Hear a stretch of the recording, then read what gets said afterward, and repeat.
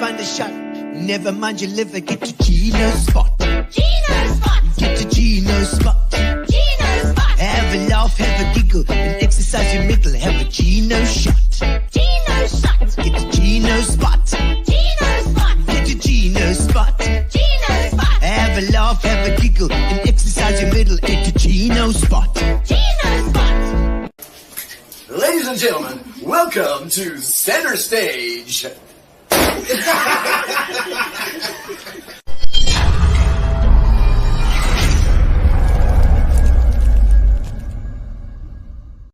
And welcome to Gino Spot, indeed. Tonight, Tuesday, it's ready to go again. Every Tuesday, of course, it's like watching Dallas.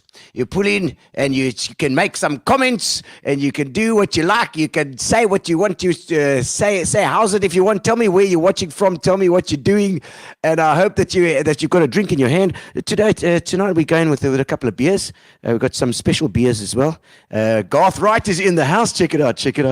Oh, that's right. Come on, John, because we're going to talk a little bit of surfing tonight as well. A bit of rugby, a bit of surfing, a bit of security. Security vibes. Ons gaan 'n bietjie uitcheck wat die security moves is with Garth Wright tonight. It's going to be good fun. But we got a packed evening tonight. We've got lots of entertainment for you. And tell me where you're watching from and what you're drinking. What are you up to? Tell me what's going on. We always like a few comments. And thank you to our sponsors as well, of course. We have Spar. Have been fantastic to us throughout our lockdown period and beyond, to infinity and beyond, as well as Amibia, our internet provider. Fantastic as well, and Fat Cat's our caterers. Fat Cat's been very busy, so we didn't get tonight. But we're waiting for it. Grace, we'll get it in. I hope that you've all had a good week. I know we've had a bit of rain. Our tanks are full. Our tanks are, if you have tanks, they should be full by now, and it's been a good week. So hopefully we've pushed back day zero to next year sometime. I hope we'd have to catch up with Garth again, but he had some good news on the cards last week, and so it looks like we're in for a bit of rain. We still got some more coming, and of course, like I said, this week tonight we have Garth Wright on the show. Springbokkie van die Ooskaap. And he's here tonight and we're going to chat about all sorts of things. All right, so welcome to the show, ladies and gentlemen. Make sure that you subscribe to our YouTube channel. YouTube is the best way to watch it. You have to have a YouTube or a Google account or YouTube account. That always works. And then you can comment as well. So subscribe. It can make my head like this. It makes it look like my head now. All right, so make sure you subscribe to YouTube. Always the best way to watch Gino Spot, and then you can click on the reminder so that you get reminded every Tuesday, and then you will never miss out. You'll never have FOMO. Derek Boscombe, looking forward to tonight's episode. Indeed, the episode of Dallas tonight involves Garth Wright and there's Morris Lazarus. How's your duck? His knee. He says, how's your knee, Morris? All right, you can let us know. And let me sing it. Gino, it's been a while. Wendy Swan, you're right, it's been a while. All the way from Tsitsikamma. Groovy jacket, baby, that's right. It's all for the eye candy, this jacket. It looks like some sort of unicorn is thrown up all over me. So, let me put in a little song for you. Let me sing your comments. And let me know where you're watching from. Give me something to sing. All right. I can't get no Camilla Ellis watching from bed because it's chilly and having a cup of tea and a try. Derek Boscombe watching from Utenake for the oldies. Can't get used to all the name town changes. But when I'm driving in my car and I ride all the way to Karicha and Robbie Durant is there, he says, nice one, Gino. Keep it bow. Looking forward to the Garth Wright Legend show. Oh, oh. Wendy Thompson. Hello. She says hello. And Pat Wood said that too. And that was so easy. There we go. Pat Fields as well online. Fantastic. Nice to see you, Pat, watching another oldie. All the oldies are online tonight, having a look around. Well, we hope that you've got a nice something to drink, just for medicinal purposes, of course, the oldies. And we're gonna introduce tonight with our favorite Darren Fuller. Darren Fuller is our watching expert. She tells us what we should be watching on Netflix and on the YouTube and on the Netflix and on the Disney Channel. So let's have a look and see what Darren has to say today.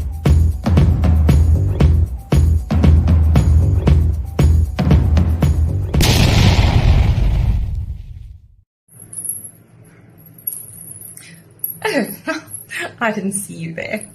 Hello, 'tis I, Derry, of What You're Watching. I do apologize. I've been very distant, very not there for a while. I was in Durban for the last week. All blood-related things, very interesting. Anyone want to know about hemochromatosis? I can tell you.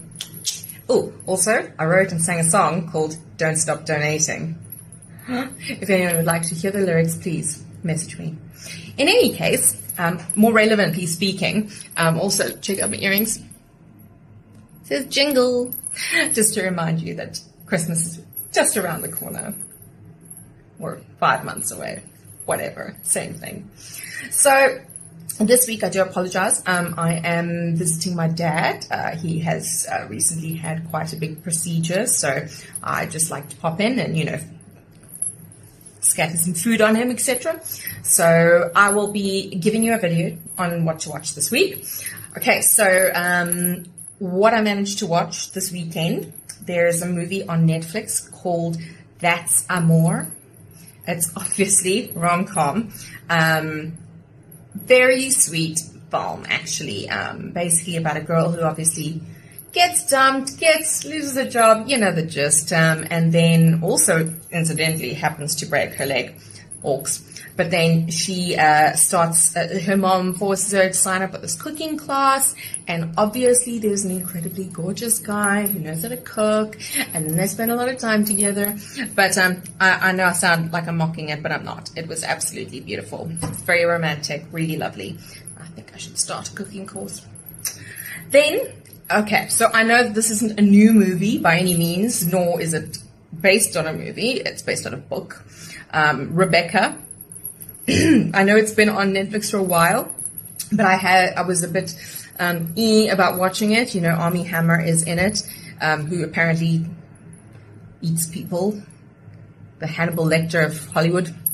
In any case, it's Lily James and Armie Hammer in, I would imagine, the quite well-known Rebecca. There have been several film versions, and obviously the book. So it's based on this girl who is, I suppose, somewhat lower class, and she's like someone's lady in waiting, and she's treated quite poorly, and her the lady that she waits on, takes her to this really lovely hotel, but of course everyone's like, get out of my way, peasant, until she meets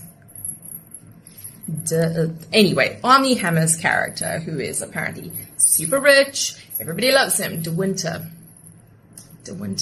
Anyway, so he becomes quite enamored of her, and she's enamored of him, and eventually he's like, put a ring on it. So they get married, and then she goes back to his mysterious castle, and then it becomes a gothic, bionic hero.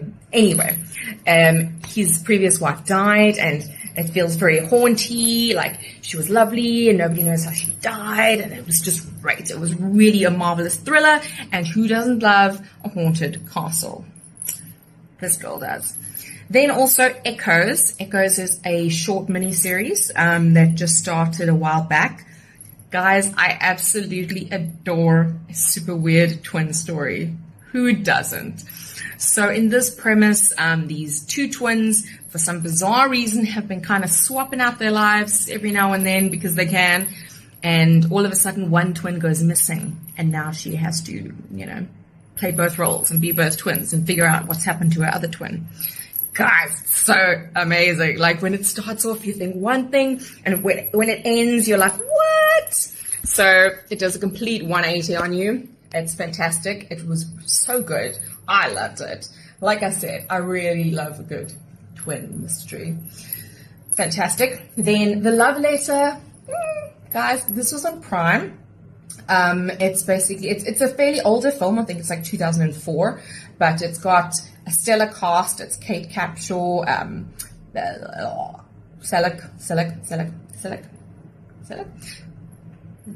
Anyway, Tom Selleck, Ellen DeGeneres.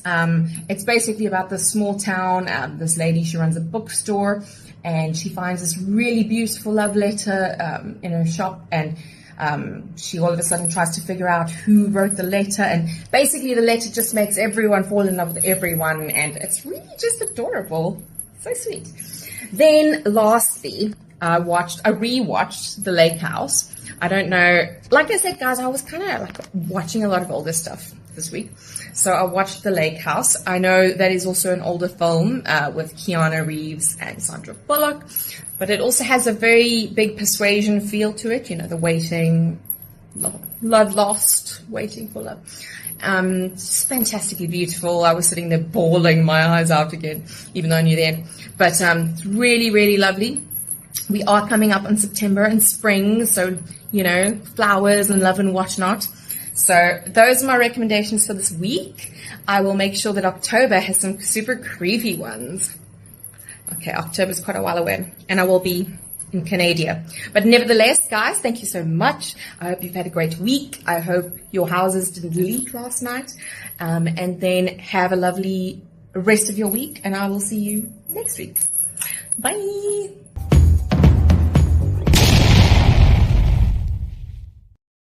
Lordy, Darren, those were probably the most jingly oorbella. Those jingly earrings, most jingly earrings I've ever heard in my life.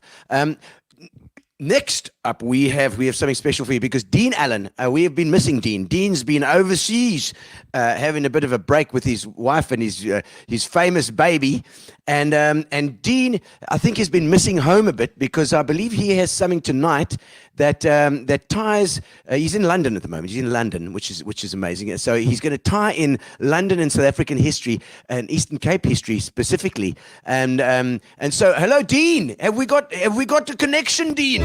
Let's have a look and see what's.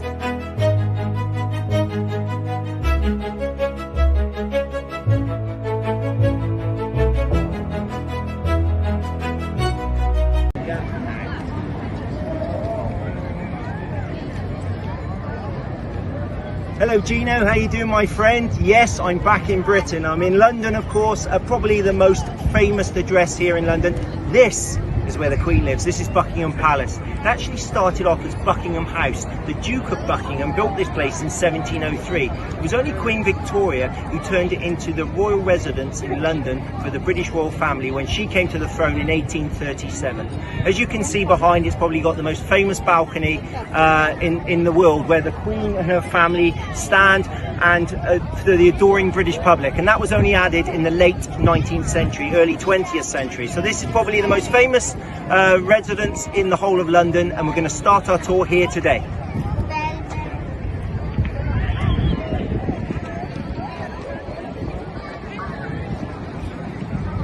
Hello, the next stop on the tour is here at Horse Guards Parade. You probably recognise this area behind me because this is where a lot of the pageantry occurs during those big ceremonial occasions, where the Queen and all her soldiers will actually go on parade here at Horse Guards Parade. People of Craddock, you probably recognise this building behind me, but I'm not in the middle of the Karoo. I'm here in the centre of London. That's right, this is St Martin's in the Field, and it's the exact church that the church in Craddock was based upon. That church that you all know and love was built in 1865, supposedly because the dominie at the time had an English wife and she was homesick. So what did she choose to do? She chose the design that was based upon this wonderful church here in the centre of London, England, St Martin's in the Field. How about that for a bit of history?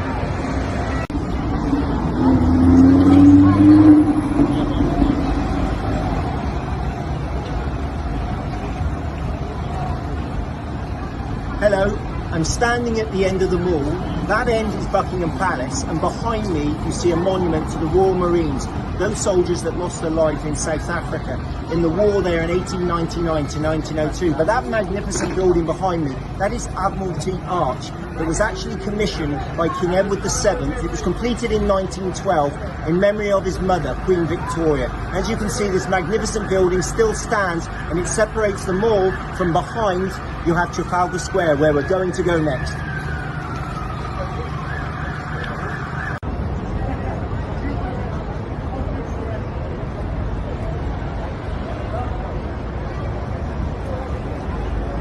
Hello, I'm here at Trafalgar Square, which is a place I'm sure you've all heard of.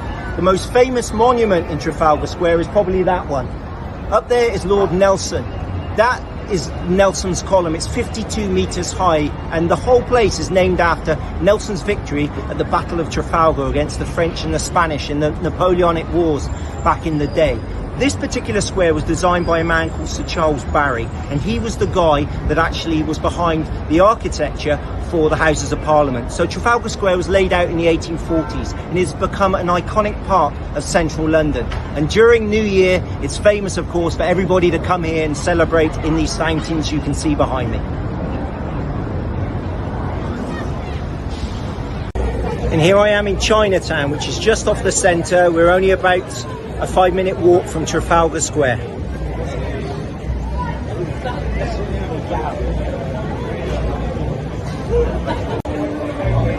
This is another part of London you would have heard of. This is Leicester Square.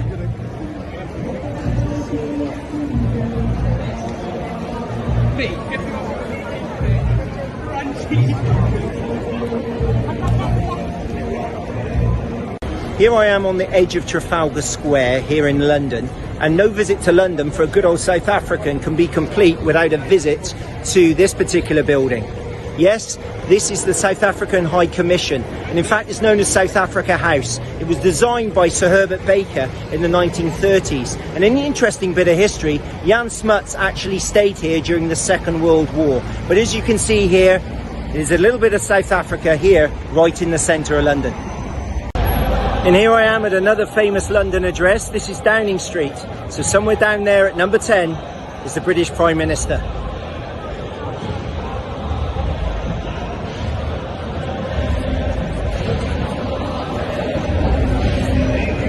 And I know you recognise this great man behind me. This is the famous statue of Nelson Mandela here in Parliament Square.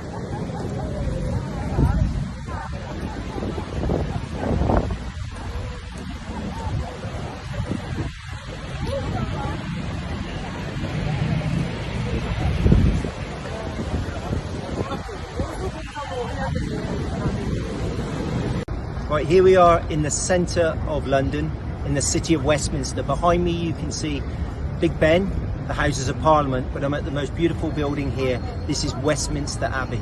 Westminster Abbey was first built in 960, and it was in the 13th century that it was turned into this wonderful Gothic style that you can see today. In fact, all British monarchs since William the Conqueror in 1066 have had their coronation at this place. And would you believe that 16 royal weddings have taken place at Westminster Abbey since the year 1100?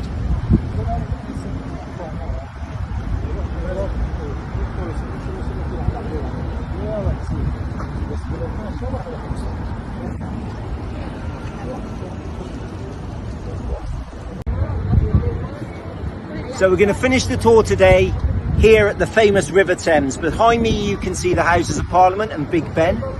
And if we go the other way, you can see towards the west of the city, out towards Heathrow, you can see how much development there is there down in the river. There's St Thomas's Hospital there.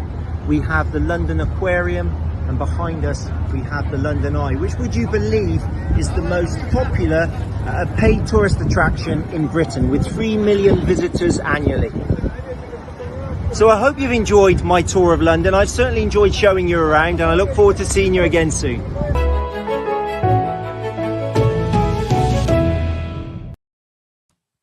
Oh, thank you, Dean. That's fantastic. You know, I think we're missing Dean's energy back here, and I know that Dean, I know that you're going to be popping back home at the end of this week, I think. So we're gonna have some drop-ins from all over the Eastern Cape, I'm sure, and bits and pieces of history. Brendan Kelly saying Dean's interests are very. They are. It's because Dean's an interesting chap himself as well. Russell Parker Nance, great facts. Yes, indeed. I think when he dives into the history here in the Eastern Cape, I'm going to be riveted because there's so much to learn about our own history here. All right, ladies and gentlemen, it is time for our special guest. Ooh,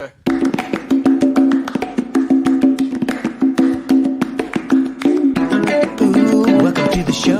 Now is your time to shine.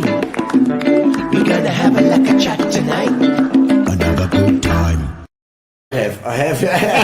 Cheers, Garth Wright. Welcome to the show. Thanks, Gino. So good to be here, mate. And I see you've got a bit of car park, this John. is from my mate John Skippers. John. Mate. This is, and Matt, thank you, bro. Thanks for the only one beer I've got from you. Excellent. You only got one beer. I'll have to share. Beer, I'll just share. I've got some from St. Francis Brewery as well. That's my local yokels. And also legends. Yeah, it is. Oh, great, Linky and Monson. But John Skippers, car park. John is his name.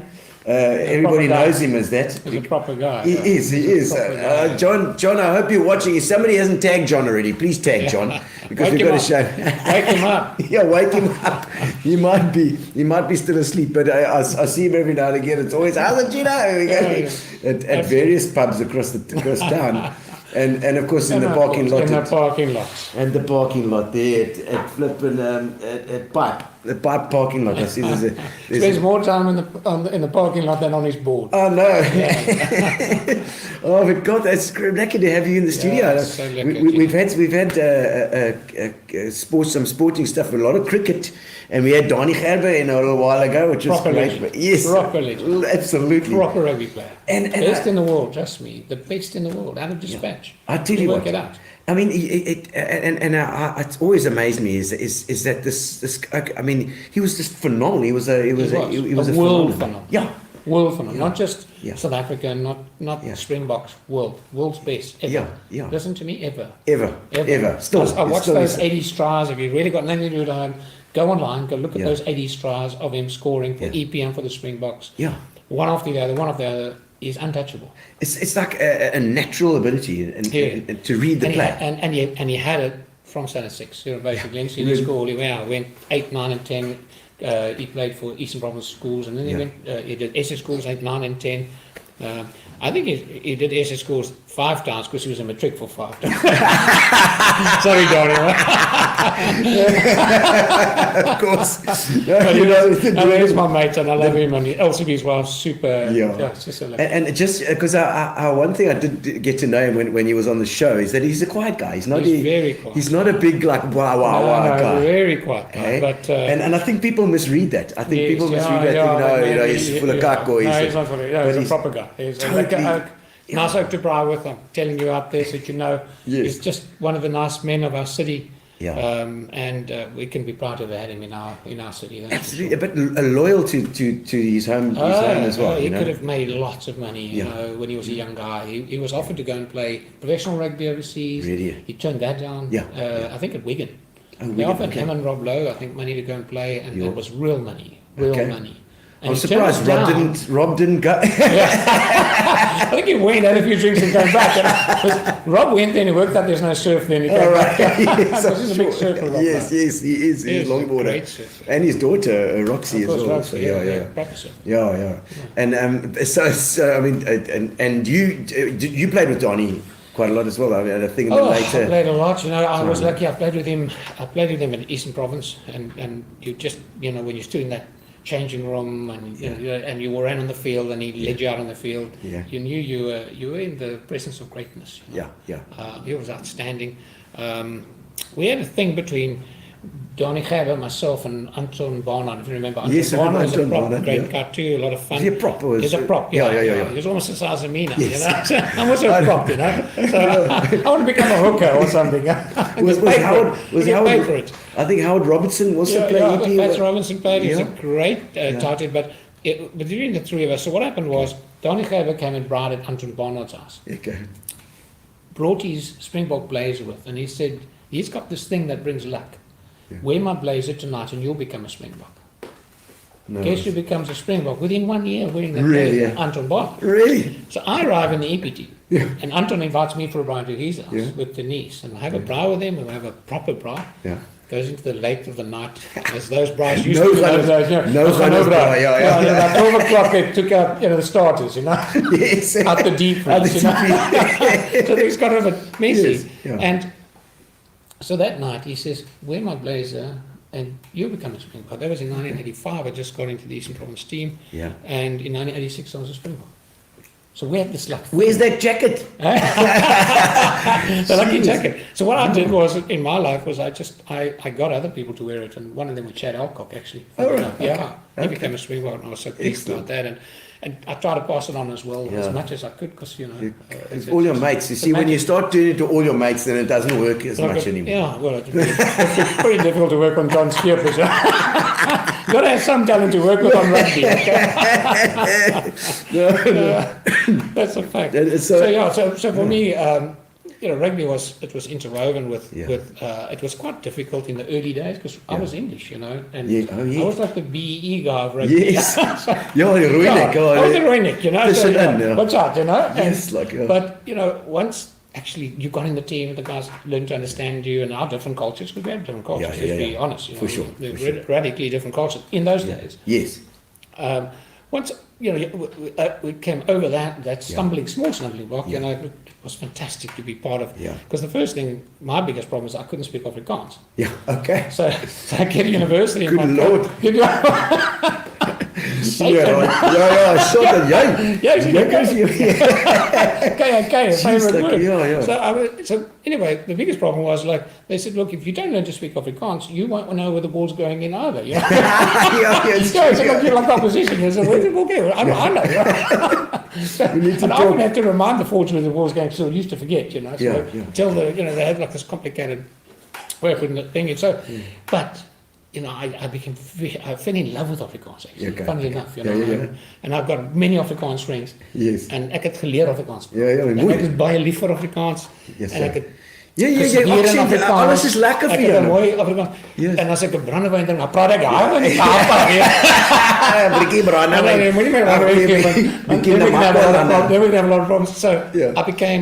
I loved Afrikaans in the end, and my coaches were Hannes Marie and Evan Oliveries, two wow. greats, Yes, two Springbok greats Yeah. at university. Sure. And they guided me through university. And my other great mentor at university was Johan Griesel, who was my elector there, and he was very involved. And I was a gymnast, actually. Okay. So I used to go, let me imagine this now. Yeah, This yeah, English quite guy, supple, Afrikaans University, it used to be a bit skinnier those days. So simple. So what it is, so Johan Griesel, what he organized for us, it was the greatest luck of my life. So we've got a bunch of guys that could do a bit of gymnastics. Yeah. And Johan Griesel, in first year, sort of second year, in third year I was sort of playing to the high level rugby, and they wouldn't let me do it anymore. Okay, yeah, He yeah. would take us to like scows, Afrikaans guys have those scows. Agricultural shows. Agricultural Ja, shows. die landbouwskou. Scow, yeah. Yes, So yeah. I remember the one clearly in my mind was Kirkwood, and oh man, what a great scow. Yeah. So what we would do, they'd do all the cows and stuff, and they'd sell the Yes, cows. We had yes, Burham and those yes. live on there. Yeah. Burham actually a legend, good guy out there in Kirkwood Way. Okay, And Burham. Burham. Is that Easter? Burham. Is it? I hope you're there. Guy. Ja, So, tag him. Tag Burham. Tag Burham is a great guy. You've got to So, tag him in. what actually happens is I get taken out because now I'm not English proper. Yeah. Okay, Kirkwood. Okay, ja, nee. No, proper, ja, nee. Ja, nee, proper Afrikaans. Oh, good. So I've got these white tights on with funny little shoes, which is Instinct. really worrying. No, wasn't- gymnast kit, Oh, gymnast and a vest, Okay, So they okay, don't, okay. it's a bit risque. yes. And- Luister, daai ou. no, don't clown with him. That was scary. So what happens is we go to Kirkwood and we do like a show. Yeah, okay. And when Jan Christel was the master at it. And so what we do, we'd build up the show, we do flip flags, somersaults, like that. And then we bring out the trampoline, these big things, run, jump, do somersaults, land, Okay, do more somersaults, on the horse. land, more stuff, land. Then they bring a car, bring another car, bring another car, bring another car.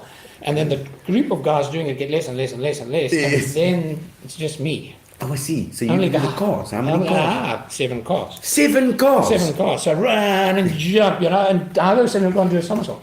So they're all fine, but can you hear the crowd's getting a little anxious now? And, you know, the aunties are getting anxious. So I walk back like that, and next thing they bring this fire ring. And they bring the fire ring, and they put the fire ring in the middle of the cars. So I run back, and I prepare myself. And I prepare myself, you know, I'm a bit of a showman, and then I, you know, like this, and everyone starts clapping, clapping, and I take, when I run, as I get closer, I stop myself. And then I turn to him, and he comes to me, and we walk back, and the lady starts shouting, Mooney, Mooney. There's a belief, you can walk on. Mooney. So I run back, and then obviously I run and I dive through that thing, and I land, and that place goes crazy. Oh, my word. And here's this English guy in a skull.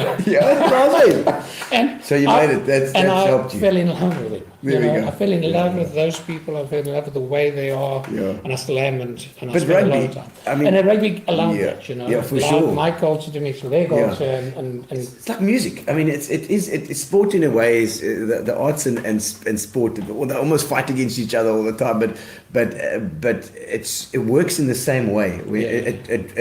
It sort of builds bridges across culture. Of course.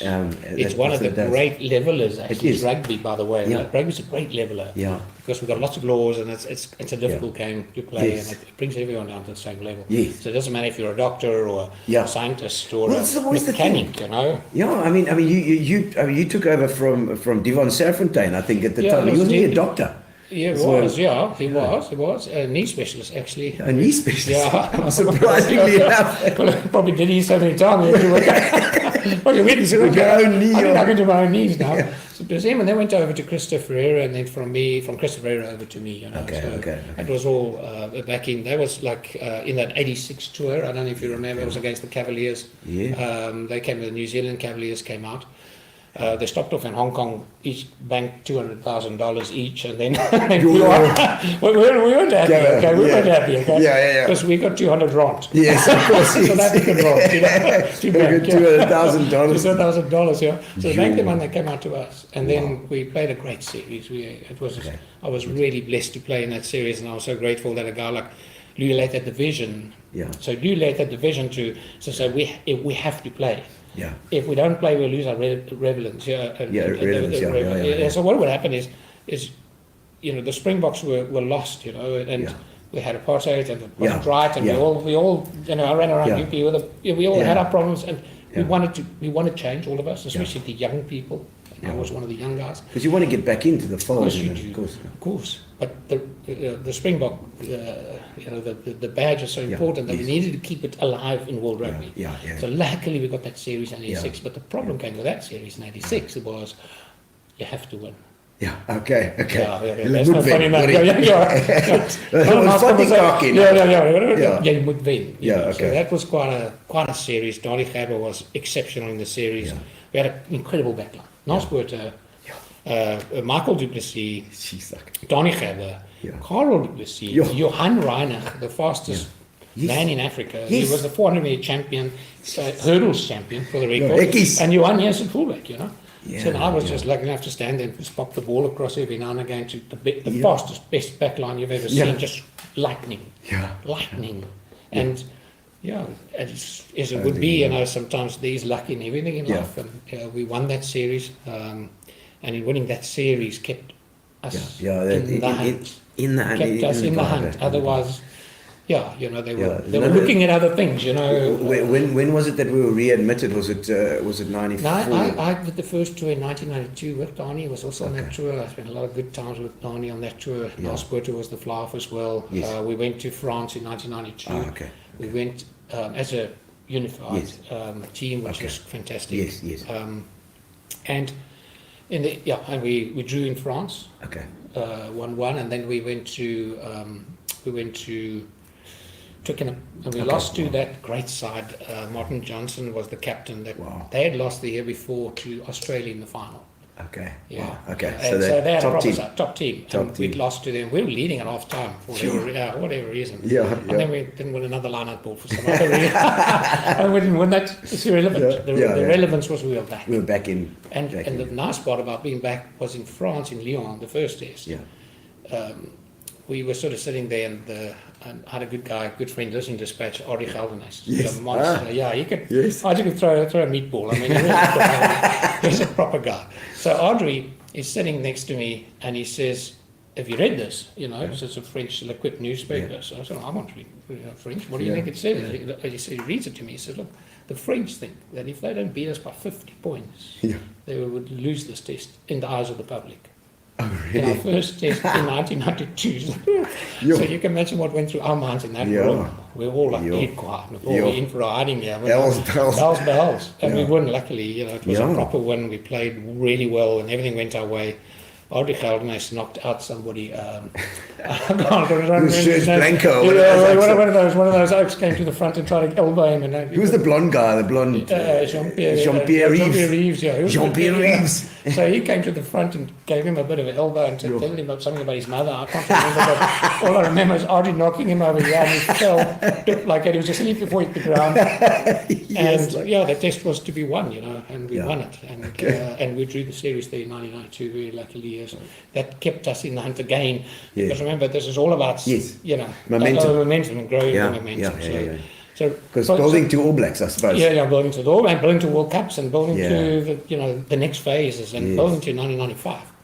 So that was the start of it. Of course, okay. Don't forget it. Yes. That was the start of it. And a lot of those youngsters that went to 1995 World Cup were there at the bottom of that system coming through. At that time. To win 3 years later. And it wasn't that a special part of all. Yeah. And that comes back, is rugby is a builder. Yeah. It's a nation builder. I look at 1995 and you've got we win the trophy and there's Nelson Mandela, you know, and he hands the trophy over and we all go crazy. Yes. Did you go crazy? I did, of course. It was. I went crazy when what's that? Put it through the post. John Stransky. Stan Stransky was like, "Oh my I soul!" went crazy. So I think take you back to 2007. In 2007, Siya Kolisi stands there and he lifts the trophy.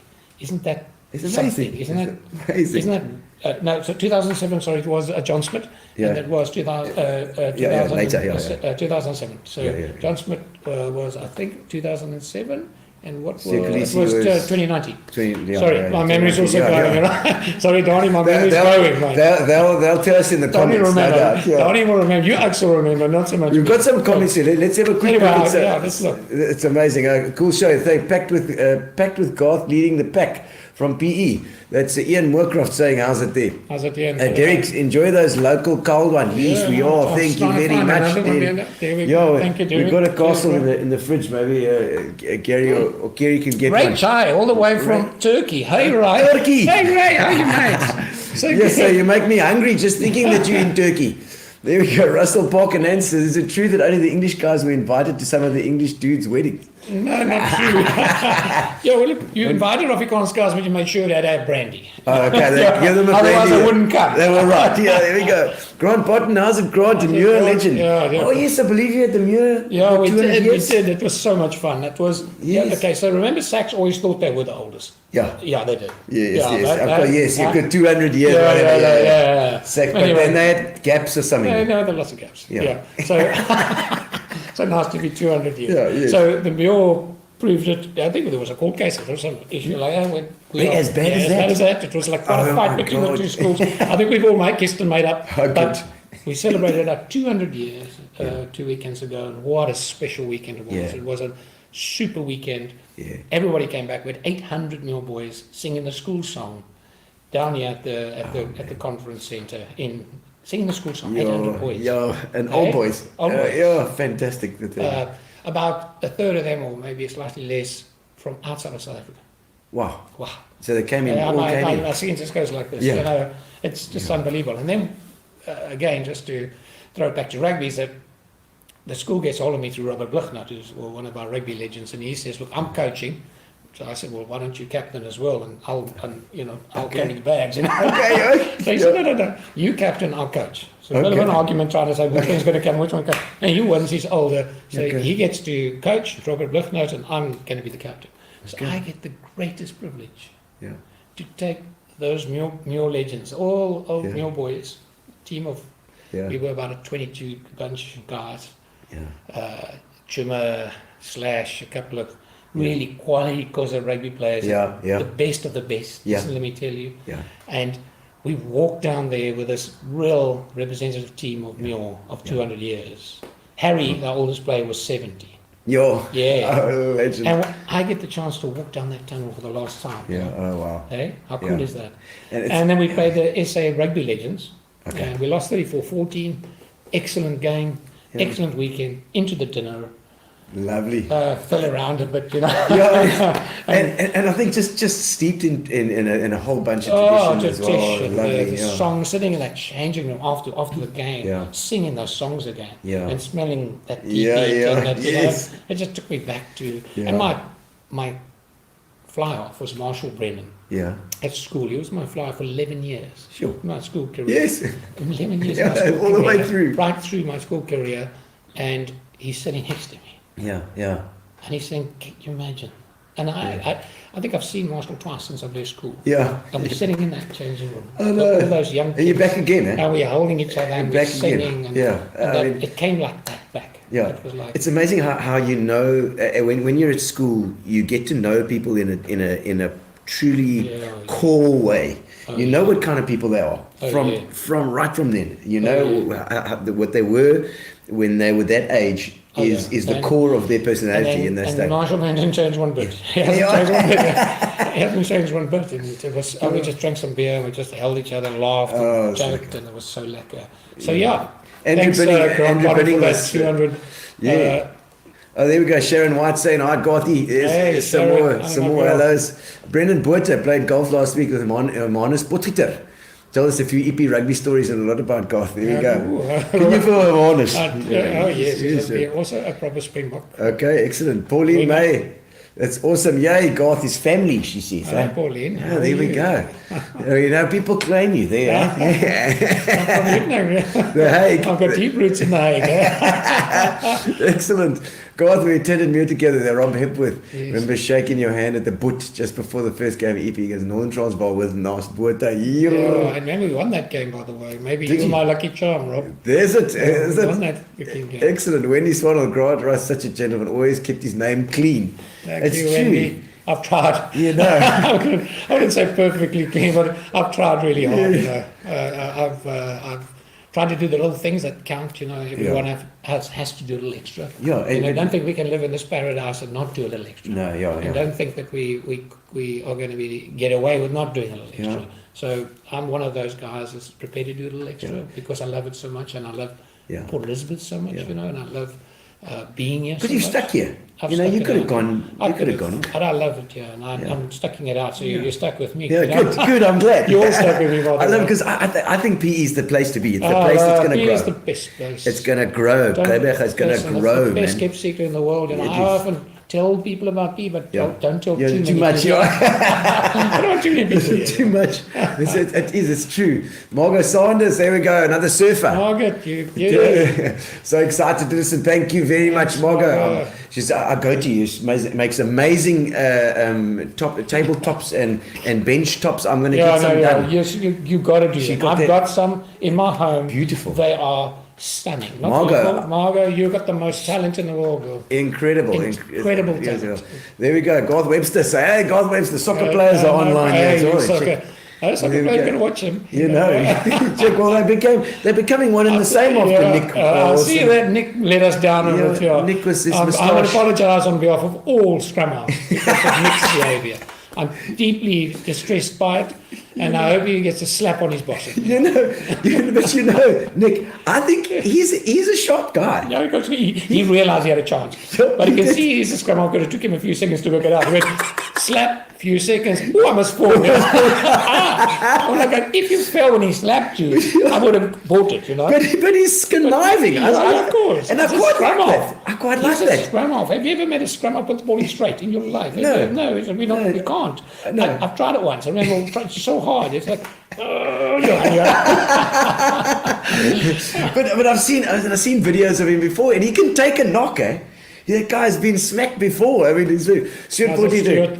all the way from the USA. In America, mate. In America. The land of the brave and the free. There's it. And you guys need to be more brave and a bit more free. Yeah, there's it. You got to do Take it. advice from me. And he's talking Morris. about And Morris, I want to tell you, you've got proper boat, bro. It's a proper boat. Thank you. Is this the one of the knee? Eh? He sold me a second-hand boat. Oh, did he? Yes, Oh, he's okay. actually, and he looked after it properly. It's Oh, okay. fantastic. Thank you, Morris. You looked after that boat like a gentleman. Beautiful. Oh, excellent. And a great deal. Roger Gilson. There we go. That's Now, Roger Gilson, as you know, is one of the greatest guitarists ever. Absolutely. And with the greatest voice ever. Beautiful And voice. I'm the luckiest guy in the world to have Roger as a friend in St. Francis.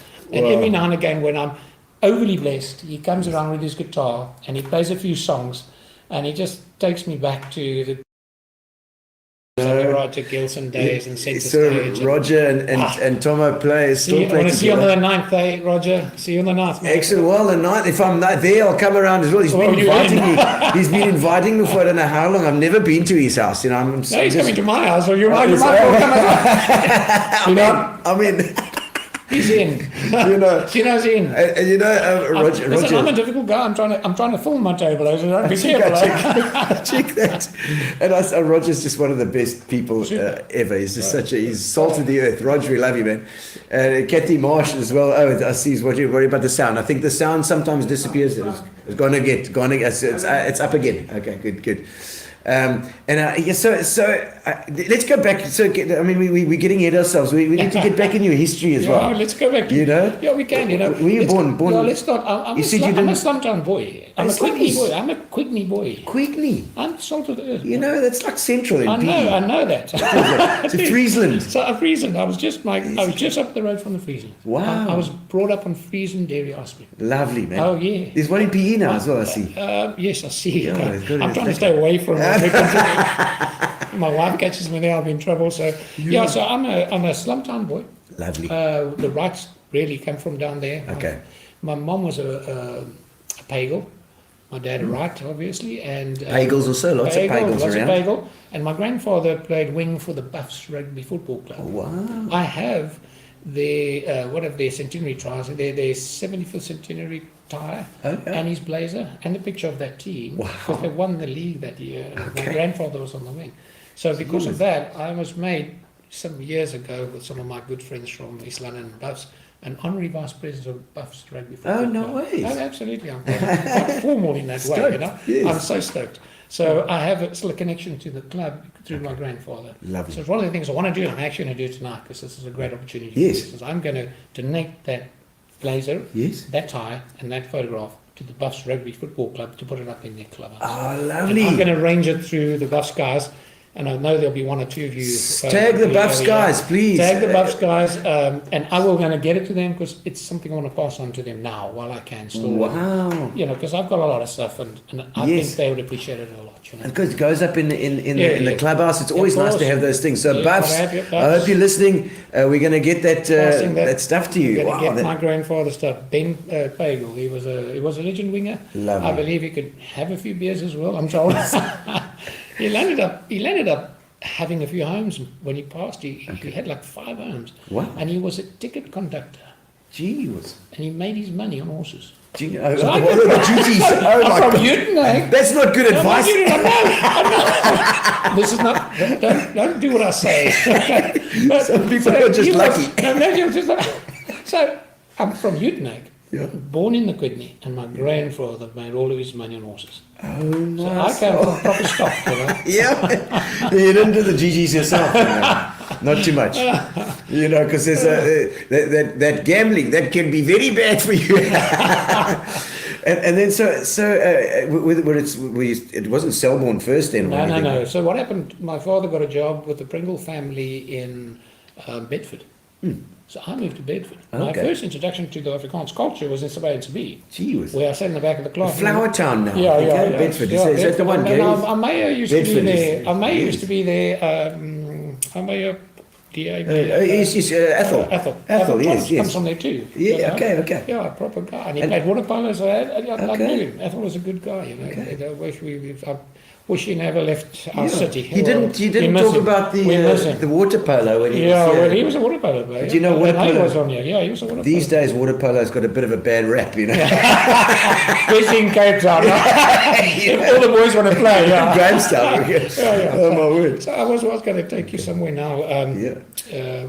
You're Bedford, so you're in Bedford, you know. So in Bedford, so my dad gets a job there, and he works for the Pringle family, and I play rugby in Sabay and Sabee for the under-8 side. So I'm like 5, and I'm playing on the For wing. like Bedford Primary or Yeah, it was actually called Templeton High. Templeton. High. High, but- Templeton High, but I was in Sabay. Okay. So we're mostly high there Right. most of the time.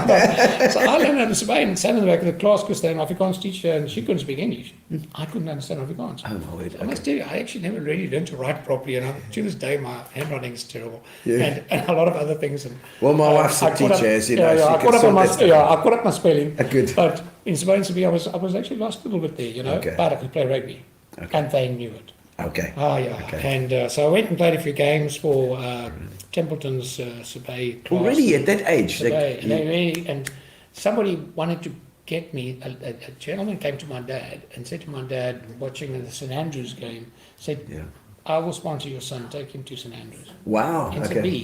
Sabee. So in Grahamstown. Yeah, Okay. in Sabee. Wow. And my dad said, I want my son to stay with me. And then he went back and actually landed up moving to Uitenhage because of your college. Okay. Because he knew I could go to a government school, he could afford the government school. Yes. And he moved to Maritime Motors, and he worked his whole life for Maritime Motors. Maritime. And I landed up going to Mill College, and I started at College Hill.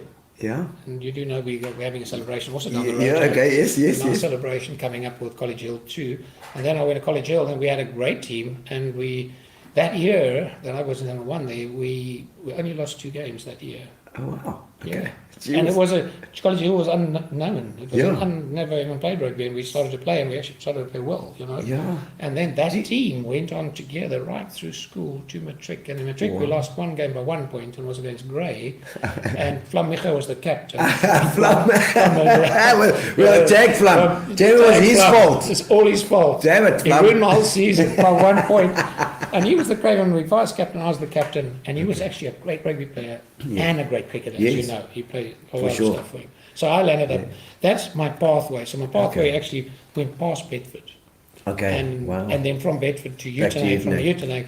Uitenhage, what I'll call my roots, you know. Yeah, And yeah. my Uitenhage boys know that Yes. out there, you know, Yes. my Hager will always be Yeah. a Maya Hager. Yes. And then through there up into university, and a great journey through university, because I was at university, I get exposed to these really incredible people. Yes. And I always said, even a fool who had no talent Yeah. could have become a Springbok with the quality of the people Wow. that coached me. Okay. Hannes Murray was a quality coach, quality man, and Eben Lewis was a quality coach, quality man, Yeah. and they just guided me through the process. Do you think that, I mean, you're saying like that because we wasn't talking about musicians like that, and that, can you learn to be a really good rugby player, or is it built into I you? think it's built in. And I'll tell you why. If I looked at Donny Fabbri, he was great in '76. Yes. Great. Yes. He was not good, he was great. Yeah, Nos Puerta was great Really? in junior school. Is it? Yeah, great.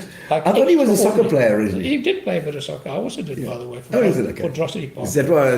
Drossity Park, there will be some soccer players who remember. I Yeah, played Garth for, Webster. Yeah, but There we you go. remember, I played for first reserves just to help out when they were short of a guy on a Saturday Okay. every now and again. But I played for Drossity Park. My dad actually was a soccer player and a soccer ref. Okay. So I don't come out of a rugby family. I come out of a soccer family. Oh, wow. Okay. I was a black sheep, yeah. It's what it's called. Yeah, it was coffee, yeah. Oh, my word. So that's how I got through there, and then luckily into university, and then obviously that changed my whole life. Yeah. You know, and Was the and I was, varsity- and we 4 boys. I was the only boy to go to university. You know, Yeah. my older 2 brothers and son and 8. Oh, you 4? We 4 boys, yeah. Wow. My older 2 brothers basically had to leave school end of standard 8 because you know those Yeah. days, you know, JC. you had to go and get a job. You know, Yeah. you know the times are tough. Yeah. And both of them had to go to university, army, the university yes, of course, what yeah. I call the University of Life. Yes. And then they both gone and done did work very well for themselves. And then you know I went. That's how, but I was Yeah. the one of 4 that got to university. Yeah. Pure luck, you know.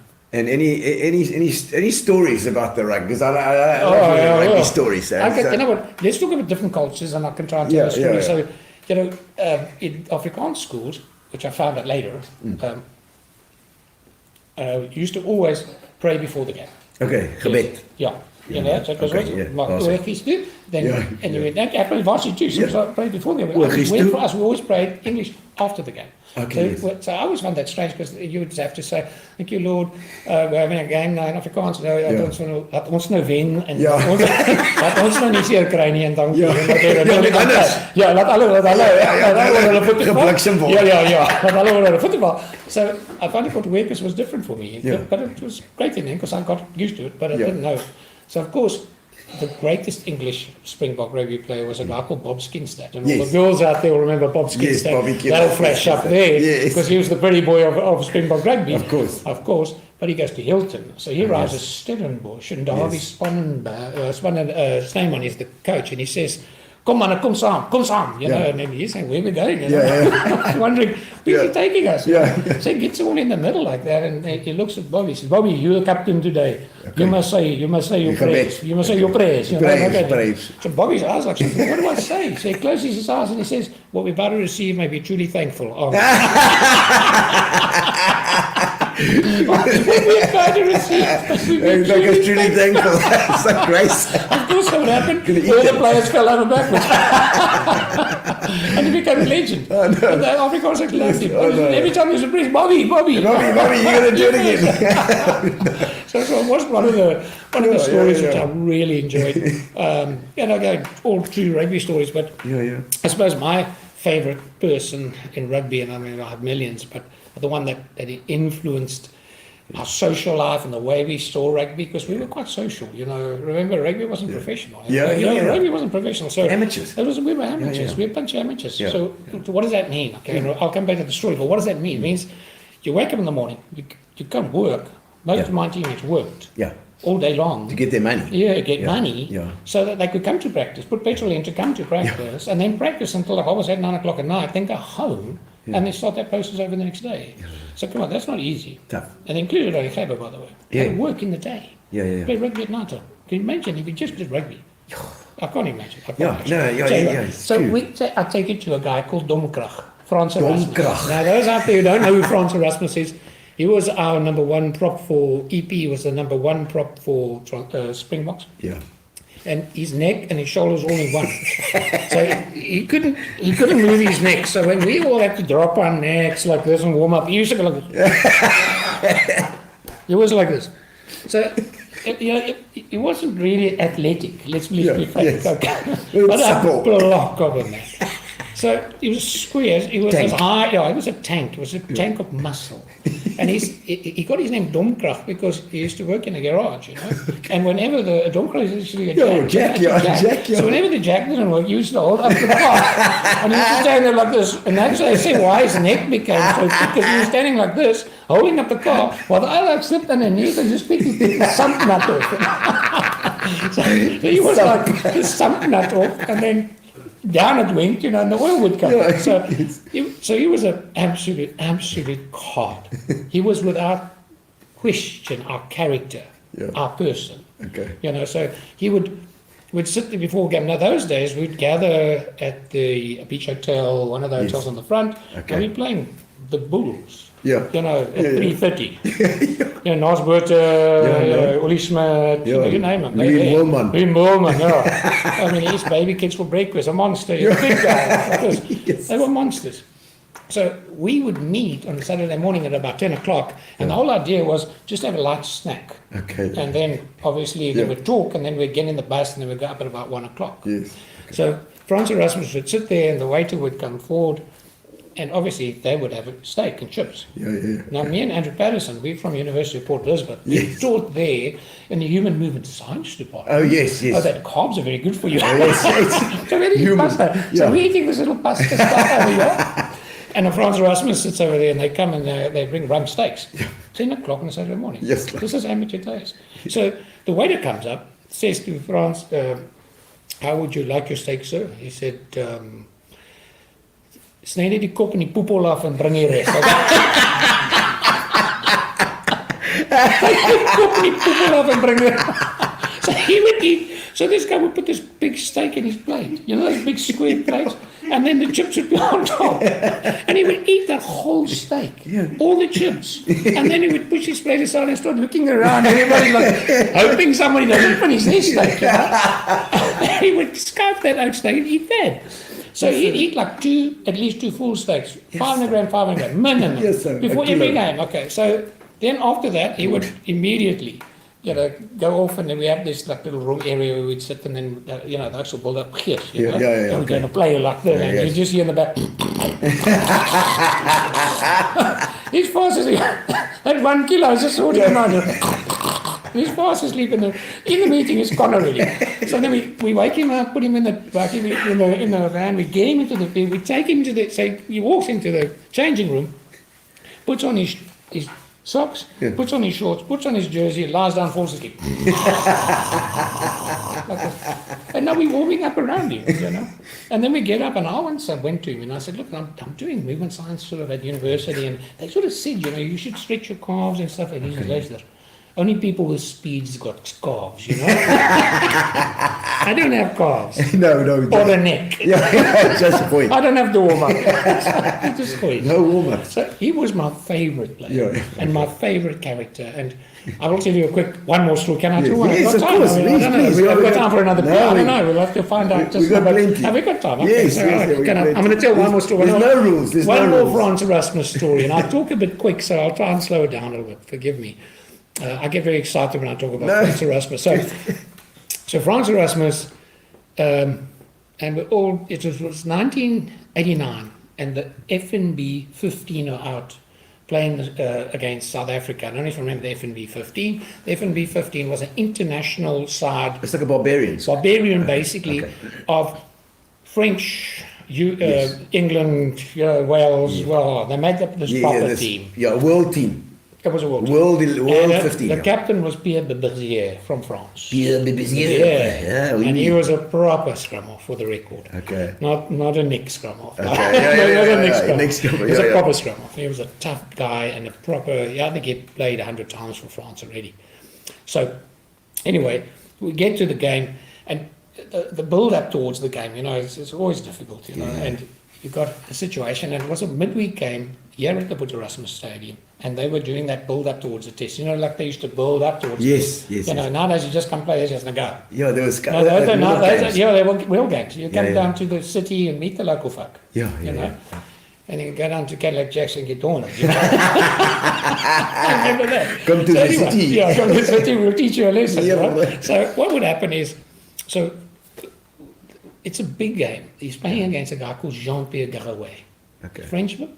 Yeah. He played 97 times by that stage for France. He played more. 97 caps. Yeah, and he was fit. He was just like a six-pack, and it was just huge.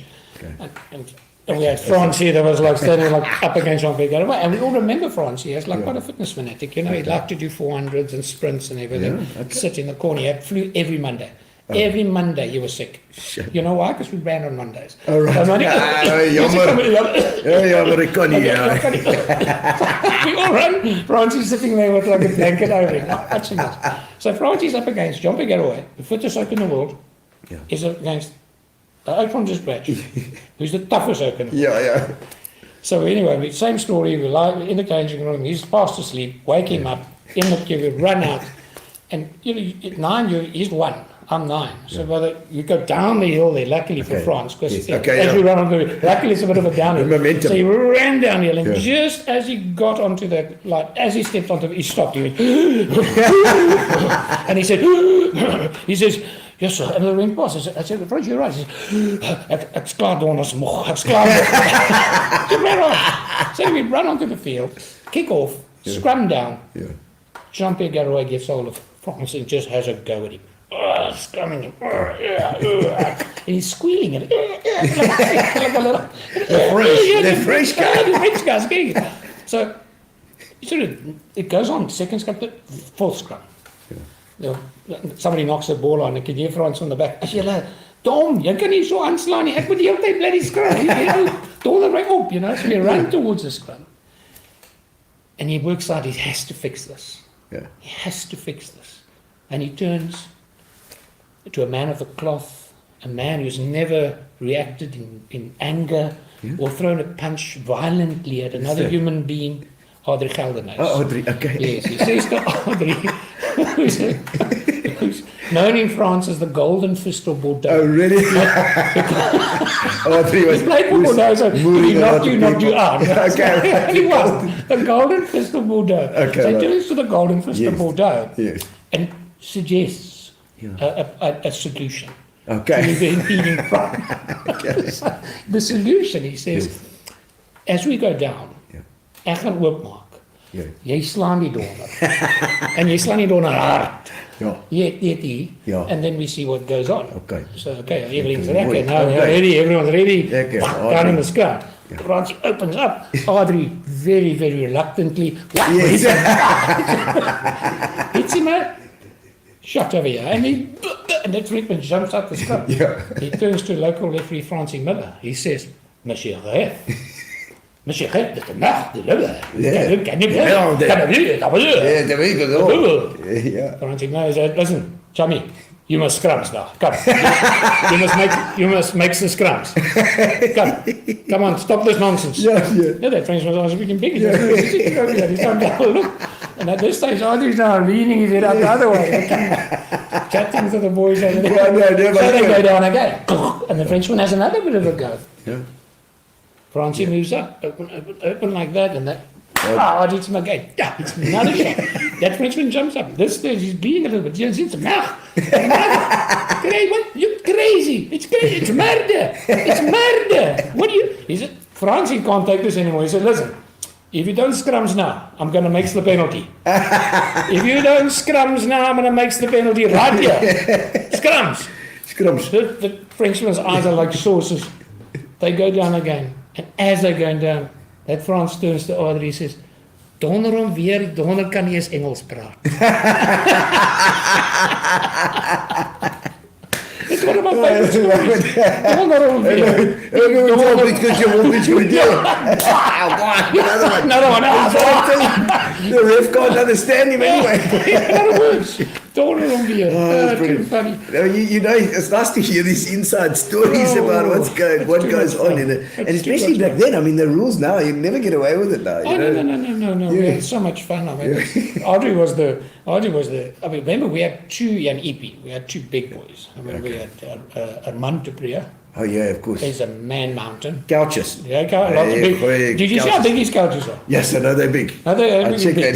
that. Okay, just remind me about couches, eh? Okay, yes. Koos Wiese's couches. Oh, yes, sir. What Yeah, the- he bought couches, but that's a different story. But Okay, remind me to another tell one, you. yes, Another yes, story. yes, Okay, yes. don't forget it. No, right, okay. I'm going to forget. Okay, Visa. So, we had two big guys. Yeah. Armand de Priya, Yeah.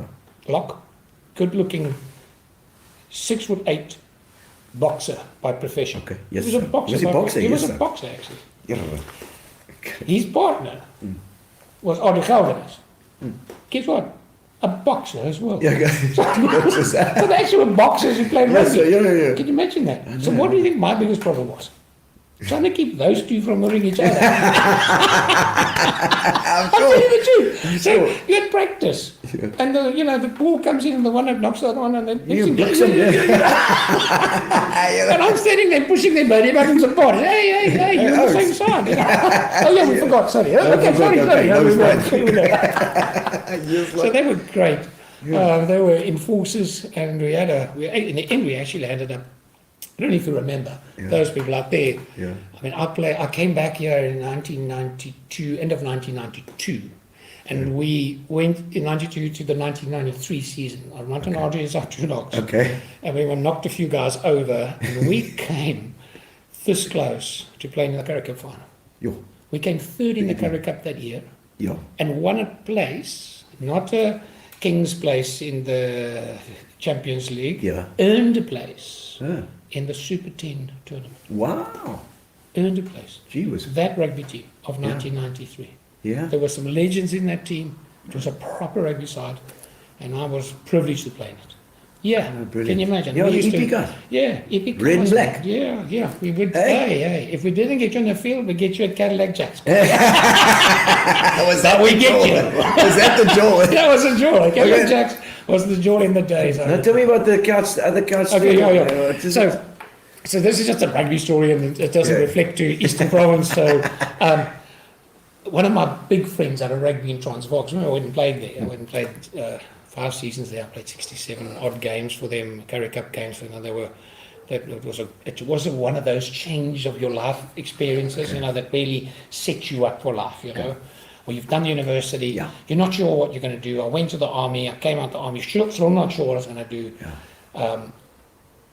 But with a guy like Louis Late sort of guiding me, he pushed me in the right direction. Already, hey? I mean, he was connected already. And that's how I landed up in security, actually, in the end. Oh, really? Security but as well? I'm going to get to that. Yeah. So one of the players that I met there was a guy called Kobus Visser. Okay, wow. Now, he's not the smallest person either. And he also wasn't not the sort of player who shied away from a little fisticuff. Okay, all right. They call it handbags now because it looks like a pushing and shoving hand, little handbag. Smiling. Those days were no handbag. It wasn't time for handbags. No. No, it was sand clubs and things. Sticks and heavy punches and knock each other out stuff. So I, per chance, became a very good friend of Kobus Visser. Okay. And as life goes, becomes very successful. He's got Fish and Hof, he makes coffee, and you must get him on this program. He's the funnest guy, he's so fun. And he's this man mountain. Yes. Okay, with his hair like that, Yes. And his son's identical like copy. Okay. So I go to his house. Mini me. Yeah, he's a mini me. So I go to his house and here's him and his son. You look like mini me. So he says, who's mini me? I said, I don't want to tell you. So I stopped at his house. It was outside of Heidelberg, never forget it. And I walk up to his door, and me and Kerry are standing there, and I look up, because it was his daughter's 13th birthday or 11th birthday, and I never get a bought her a dress.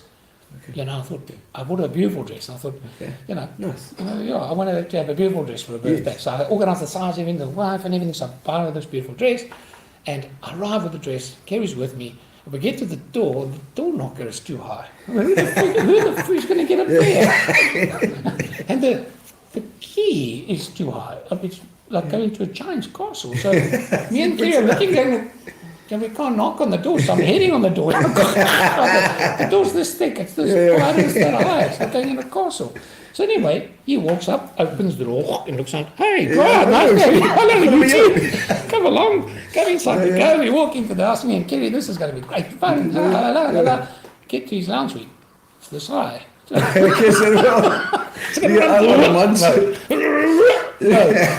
Jump up. On. Your legs. So he goes off, he says, so I mean, Kerry's sitting there, and I'm looking down, and what if I fall off here, I'm dead, So I'm sitting on this couch, and he goes off and he says, I'm telling the truth here. So he says, would you and Kerry like a glass of wine? So I said, I would love a glass of red or white. I said, red, thank you very much, Kerry. He says, white, thank you very much. He goes off and he brings this goblet. It's about this big.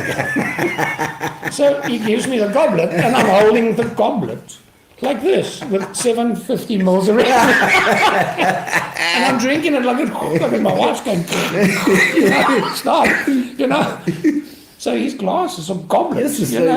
He walks in, of course, looks like a flute glass. He's like a flute glass, and it's where we go out there, ching, So then I decide, I need to go to the loo, because I'm drinking 750 and my I need to run. So I say, I'll take 2, 3, and I jump off, and I run to the loo. Can't get to the handle, jump, reach out, open the handle, get in. And I look at that toilet and I'm going, I'm going to pee on the floor. I can't get in I'm not going to get up. No. I tried. I got push very hard. I'm peeing on the floor. I'll pee on the floor. Close the door. This is big ass. I'm done with that. His bride was in the heavens. I never saw us on the grid because it was too hard. Anyway, I wanted to tell you that lovely story. That's a good story. Great story. But it's just security, and you got into security. Was that through your rugby connection? You say Louis Late. So he was a Springbok himself, wasn't he? You know what? He wasn't a Springbok. He was a lock for Free State. Okay. Well, you're Free State. I think he played junior Springboks. Yes, you've got to be a big oak to be a lock at Free State. Yeah, he was a big oak. Vleisversagie and Barabbas Venter and all big oak. So he went in, if you remember, he went into compost. Okay, no. Yeah, he went into compost. Yeah. Yeah. So he made a lot of money in compost, in actual fact. And he actually had a private jet and Yeah, and I a remember proper as well. home and a big place. Yeah. And he, by chance, took a liking to me, gave me an offer to come to Transvaal, changed my life Okay. forever. I went, luckily I went, Yeah, and luckily I did go because he took interest in me. Uh-huh. And I had a lot of respect for him. He's Afrikaans, obviously, Yeah, and I yeah, thought, why would this guy, I'm an English guy, Yeah. and he's taking the interest in me, and he took interest in me, and he took and I must say, he gave me a few rands and bobs. Any SARS members over here, I paid that tax, by the way. I paid that tax long ago, really late. So what happened was, and he gave me a little bit of money and changed my life. Wow. I bought a house and I did a few things, and so the nice part was he took interest also in the fact that when I was in the army, and you can see I was bored out of my mind doing an officer's course there and stuff like that. Came out of that, he said, go to Sanlam and learn to sell. Makela. He said, no, go to Liberty Life first. Liberty, okay. Sorry, Liberty Life first. So I didn't know why he was sending me, but I went. I wasn't going to say no. The guy's 6'8". Slap, go. So I went, yes, sir. And off I went. So I actually went and did a course at Liberty Life. Okay. And when I was finished the course, I came first in my class, and he still said, you did really, really well. Yeah. Fantastic. Now I want you to go to Sanlam. Of course, now I'm No, So now I got a bit worried. I said, no, what's he doing, Something, I'm not that bored. Anyway, I'll go and do it. Yeah. And I do well as well. Not first in my class, but I did well. I was in the top part of the class. He said, now I'm finished, I come back to him. Okay. I said, so I've done both. He said, do you know why I sent you there? Yeah. I said, no, I've got no idea. I said, so when they taught you to sell Liberty Life policies, what type of process did they use? I said, a very different process. So yes, they actually use things like you're going to have kids going to university and a trajectory and all that, or whatever, that type of thing, and returns and everything. And in the summer, it's about the family. Yeah. It was all about the family. Okay. Okay. And he said, if you're going to be successful in business in our country, you must be able to sell to both cultures. Okay. And I think you've learned the lesson. Oh, wow. And I learned that lesson. And one of the great lessons was when you walk into someone's office, look around to see what interests him. Yeah. Because most Afrikaans people will have pictures of their family, and most people actually do. Yeah. And then talk about that. Oh, I see your son goes to Randwag. That's an excellent school. I played rugby against them. Woody Ban Ferreira played, and then you create that knowledge of each other, and then the guy's trust rises on you, and you can talk to him. Yes. Because what you're doing here. It's relationships. What are you doing here? So you can break all those barriers down quite easily. So I became quite skilled at breaking barriers down. Yeah. So I can meet a musician and I can talk to him. That's it. That's right. I like him, No, it's absolutely true. You understand? Because that relationship thing. Yeah, so he taught me that. And, and then I made a little money. I took that and I invested in a little company in Port Elizabeth, and the rest is history. I started a company called Wright Security, and my very good army major, Major Henny Phillips, which very sadly passed away now in May, and I miss that man terribly. Yeah. Henny Phillips and I started that business 28 years ago. Wow. And 28 years ago, I got him. I remember leaving the army, and I said to his lady, I'm coming back for this guy. Yeah. I'm coming back. He's a special man. Yeah, okay. And made me a proper officer. I became a proper double loot. Yes. Proper. Not just for fun. Yeah. And I got him back into my life. And I said, come. And he came to me in a bucky with his wife. And his son works for me today, with me today. He's my general manager, Jacques, good kid. Yeah. And worked for him for 19 years so far. Well, that military thing as well. Very strong military background. And Henny joins me, and many of you people know Henny Phillips out there. Absolutely was a legend, a proper legend. Loved Henny Phillips, and he loved this city, and he loved the people of the city. And him and I started a business together. And when he sat in front of me, he said, "Oh, but I can't give up. I've got a pension, and I'm going to do it." I said, "Guys like you aren't going to make it in the army that's coming. You're too good. You're too good for what's coming. You're not going to allow what's coming. You're going to go crazy. You'll go crazy." So he came in the end, and I gave him 49% of that business. I owned 51%, and him and I were in business together for 28 years. Wow. What a That's great amazing, guy. and I love the fact that you stuck with PE as well. Yes, and, you know, PE is. and Yeah. it's My head office has always been in PE, even Yeah. though some of my little businesses grew out into Joburg and to Yeah. Pretoria. Yes. Just like the Wright surveillance business, we do the camera installations, Okay. the CCTV, we monitor the cameras and stuff like Okay. that. We were one of the first in this country, by the way, Yeah. in Port Elizabeth. Yeah. We were the first in the country and in Port Elizabeth. Do you have connections with the overseas surveillance guys? Or what? I went and, yes, myself and Gary my partner Gary Stevenson, we bumped into a guy at a conference place, and then Gary got the chance to go and look at this guy's control room. He showed us his control room, and it was in London. Okay. And the guy's security was called Cougar Security. Cougar. Yeah. So, Cougar Security. Lots of middle-aged Yeah, women. yeah, that's what worrying me. Yeah. But it was, so Cougar Security, and he showed us his control room. We mimicked that in South Africa Okay. with his permission, because he said, look, Yeah. I'm not coming to South Africa. Yeah, okay. And we mimicked pretty much what he did, and we were the very first off-site monitoring company in South Africa. Oh. Best kept secret in Port Elizabeth. Gee, 119 was that- Russell Road. Oh, really? In Russell 119 Road? Russell Road. And we've been going ever since, and it's about 19 years now. 19 years, that company. Yeah, that's with myself and Gary. camera company. But So before you that can was tell Right I'm a guy- Security. Yeah, Because yeah, I before that was Right in Security. the So, 90s. yeah, and then remember in that earlier on we had that armed response business called Yes. Right Security Armed Response. So Okay. it had like 3 different divisions. So Yes. Right. That's Right when I met Security- you, I think, at the Yes. bank. We used to Yeah, go yeah. to the bank together. We used to, Yeah, yeah, past 3 I used to go in my rollerblades, to pull in on my rollerblades. Yeah. There was always Garth and Ian Olivier. Yeah. He was always in there as well. Yeah, standing in the queue, yeah. Yeah. Oh, they were fun days. Yeah. So if you go back to that, as a, Yeah. so I think in the guarding side, we were pioneers a bit. In Yeah. the armed response side, we were quite pioneery as well. Yes, yes. And we were up against some fantastic traders here. I mean, we had Atlas, Gary Sherwitz, and these Yes, guys, like yes. good traders in armed response. Yes. So I came into it as a newbie, and I brought in some stuff like caravans and painted caravans and did like Yes. weird stuff, like turned the market around a Entrepreneur little, stuff. a little Hey, entrepreneurial stuff. Yeah. So I grew up quite a big base quite quickly, and competed against some really good guys. It was Chubby as well. Yeah. And then we sold off to ADT, basically. ADT. Ian Dangers is right here. They're guarding us now. That's the man. Outside, that's our all we've man. got these. That's our man. So, relationship with him, obviously. Okay. I highly respect Atlas very Do much. you still contract to Something these guys as well? Of course. For the and the nice part cameras? is now that I do the cameras, I monitor. I don't do Do you response. Atlas and Of course, I use ADT? Atlas, ADT, and Citywide. Okay, so you just so it monitor. depends on the area, and depends on the customer. If my customer says I would like to use X, Y, Z, then Yeah. fine. Because they are area strong. Yeah, You know okay. what I mean? Some guys are strong in certain areas, Yeah. and also they all three offer. We're lucky in our city. We're lucky. We've got some of the finest on response company in this country.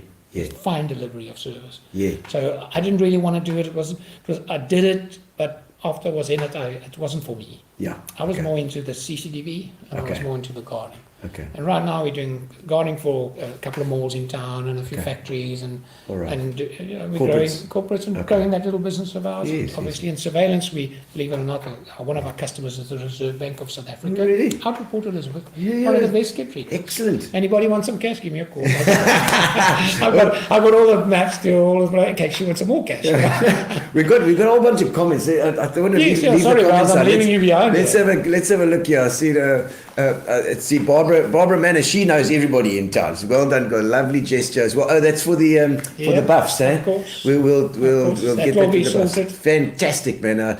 Devin McMillan says, "God, your Easter." Hey, Easter, Hello from the super yacht in Saint Tropez. Oh my word! Thank you. Those are kind words. Those Super are kind. yacht, isn't Devon and I and young Nick took a boat to India Oh wow! from the Maldives. I was the captain. Wow. Okay. Had the two young boys on board. Bit of Devon sailing. caught a big tuna on the first day. We ate it all the way there. Didn't stop. It doesn't stop. Yeah, good, And good. we went to India, spent a couple of days together there, and then we did 3 days sailing back. So Devon's a good kid and Beautiful. and a proper sailor. Yeah. Nice. Big sailing, a big part of your life as well. Oh, I like sailing. Yeah, I like it. My wife pulled me into sailing, kicking and Really? screaming. And the older, my wife is the queen of Millers. Yes. Kerry Wright. Miller's local, of Miller's course. local. Yes. And she took me in there kicking and screaming. Yes. I was sort of like not Okay. thinking. And I've got a small boat. It's nothing fancy. It's just a, it's a means for us to express ourselves and to get out there. And what do we travel. all and travel and to meet new people and to go to new places and stuff like that. Yeah. And my lockdown story is probably where a lot of people didn't enjoy lockdown too much. I was like one of the luckier ones, We got locked down on the boat. Fantastic. I didn't want it to end, but after 10 months I had to come back and work, I suppose. Yes. But what did lockdown teach us all? Lockdown taught us, one, we love people and we like to be around people and we can't live without people. Yes. First thing for me, okay? Yeah. Secondly, it did teach me you can work from home. Yeah. You can work from home. You can. You really can. I mean, I started watching your shows in lockdown. I believe so, I'm so pleased. We were the only people in the Maldives watching you. A great fee because there's no competition. Yes. So, we had so much fun in lockdown watching and you. for me, it's and it kept us sane, and also kept us at home, Remember, this is our home. Those people that are living in America and all that, they're listening to us talk and it's lekker. Bit of PE. It's a lekker. It is. It's lekker for them because they're listening to us talking about Brian. Yeah. Talking crap, really. And PE stuff, we talk about PE things, it's cool and it brings them back home for sure. Yeah, of course. And also it makes you sort of sit back and reassess everything as well. The whole COVID thing for me, it's just a reassessment. What's important in life now, for me, it's slightly changed since 2019. Yeah. So for me, I would really would like to sail more, but and get to Indo more, but remember these things. Better surfing. Yeah, better surfing. So the sailing part for me, it was quite a natural fit because I like fishing, and I had my powerboat skipper's license. So I had a boat in St. Francis in the harbour. Went out to sea a lot. Is it a sailing boat? Or is it No, the one in harbour there was just 2 powered boats. So I used to be on a powerboat skipper, but I had a ticket, a license. Okay. So I understood a bit of the sea. So then I had to revert that now into sailing, which is very complex. Okay, and I'm a rugby player. Yes. I'm supposed to be clever. The battles with the spelling. I'm not supposed to be clever, So I had to go and study all that stuff up, and I actually got my RYA Yacht Masters commercialised. So from the Royal Yachting Association. So that was a big plus for us. Okay. And now we upskilled and we can go anywhere in the world. Yeah. Next record we can circumnavigate the world like we feel like. If you want to. So Kerry will never get around the world because Kerry will stop at every circle. What's it forward about? Well, let them go back there. I know. So let's have a look at some of the other comments here. Before we start wrapping up. Let's have a look at Camilla Ellis having such a good laugh. Thank you. Absolutely. Camilla works at the library here at the Warmer Library, keeping it going. We love you, Camilla. We need the libraries. Hello, Maureen. And Maureen Lunt Maureen Lunt van der Riet. Good to see you, man. Love this as well. And Rosalind Ferguson says the stories are great. You're right.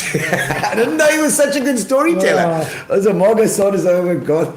Raconteur. Absolutely. God, Grizz Wiley. Yeah, Grizz Wiley was a crazy coach. I loved him so much. He would come every single night to practice after having a couple of beers. Really? I think it was to bring out that spirit, Yes. But he was such a good coach. He took us, we had a good team, but he took us into a great team. Okay. Because he taught us some really good... He was EP coach, yeah? He was the EP coach. He won the World Cup as coach for the All Blacks. Wow, okay. 87.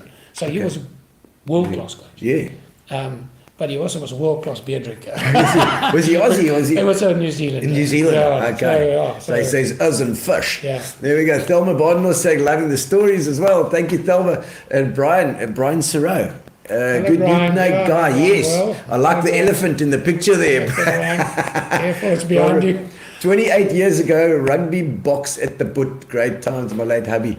The rugby box, the Boot Erasmus, of course, not in existence anymore, but miss it, man. beautiful.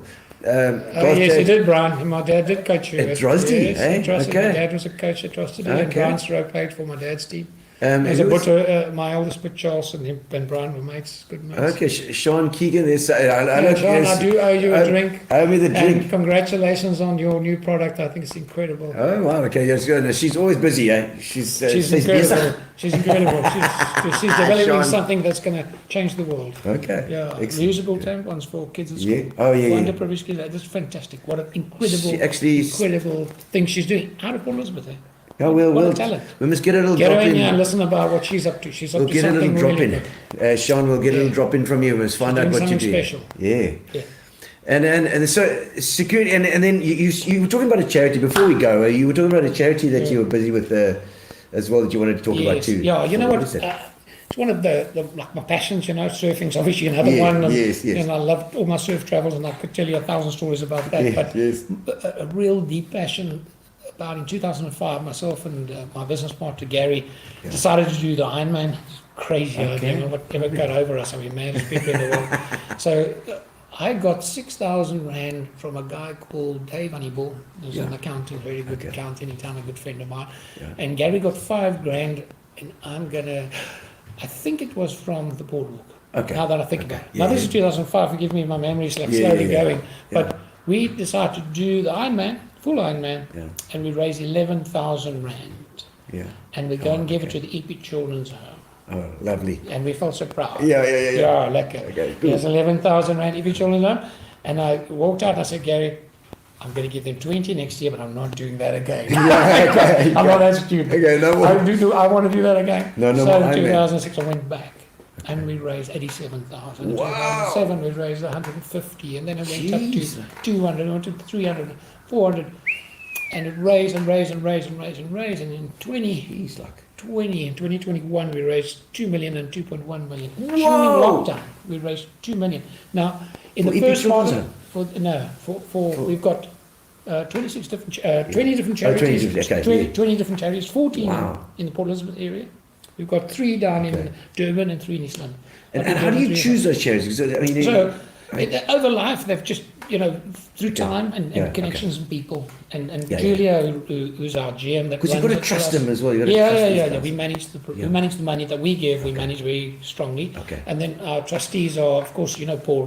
Yes, Paul Wolf. Paul Wolf. You've got Keith Bowler. Got Gary Stevenson, who's really at the moment taking up the drive force of it at the moment.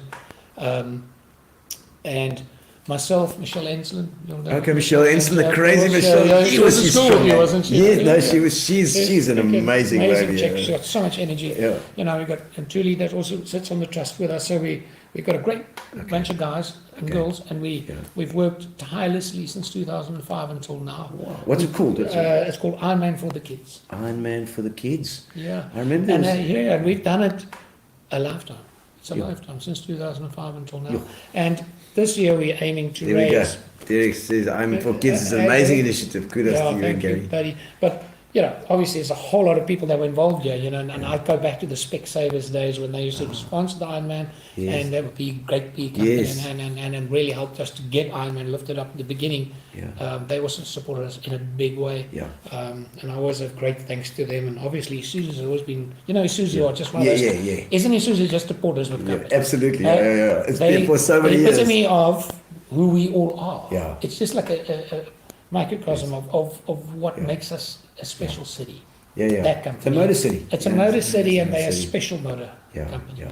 So I've got great respect for Susan and all the help they've given us over the years. Trevor Villette is there as well, I think, doing that stuff. There's some special people there. Yeah. And then KFC, the part Ad Hope, where you put the Tues on. Now we all know we all go to KFC once a week. We'd never tell our wives, but we all go once a week for those chili wings, Yes, have it. You got them. Add Tues, Ad Hope. Okay. Because some of that money that you add on, especially in the Eastern Cape, all of the money comes, Back a lot of it round routes through us. Back into the community. Through us, into the community, into assisting kids that really need help. And there's really orphanages and kids, destitute kids and stuff like that. And I've seen some incredible stories, So why do you, and everyone asks me, why did you get the Ironman? Yeah. Well, firstly, do I look like an Ironman? I can imagine it, I've done about 8 or 9. I even went to Kona on a freebie, me and Gary, and we loved Kona. I've done about 10 or 11 70.3s, so I've done a lot of them. And I did it for one reason. I did it because it was very difficult. I always thought it was something extraordinary. And I wanted to catch the imagination of the children. But the thing that caught me the most is, what's the motto of Ironman? Do you know what it is? No, I don't. I probably should. Anything is possible. Okay. So what do you think happens a week or two before an Ironman? At every one of those places, anything is possible. with Okay. sport. Because that's the way you create real hope. Yeah. That's the way you look. Love and care through those charities, or some of the finest women work and men work in those places and look after those kids. Encourage us And as well. yeah, but the key is to turn the light on in a kid's eyes. Yes. How you do that. Yeah. And I saw it through the bikes and the athletes that go into those homes, Yeah. and many of these world-class athletes had taken the time and trouble Yeah. to come to some of our places Okay. and to talk to the kids. Yeah. And to influence the kids. That works. That's the best form Yeah. of influence. Yes. And now let me tell you, one of the guys that worked at Specsavers Yeah. actually came out of the Hippie Children's Home, Oh, really? and he became the marketing manager out of it. Gee. So what does that tell you? Yeah. Anything is possible. Yeah. For sure. Anything is possible. Yeah, it's those little moments in your life that change Yeah, when you're a youngster yeah. and you choose that path. Yep, and Yeah. like surfing, music, sport, art, anything. there It is. doesn't, whatever you But think, it is is. accounting, whatever. Yeah, you but know. it's your thing. Yeah, it's your thing. And Yeah. sport for a lot of these kids, I think, is their way out. Yeah. So Yeah. that's why me and Gary stuck it out. And, Yeah. and credit more to Gary than me. I've always said I'm the pretty face of. Well, you got the I've kudos to got get it. I've got the pretty It's face. like, Of he does all the hard work. Don't go play rugby. Imagine if I'm the pretty face, what trouble we in? I know. I mean, let's get the face, the television face as well.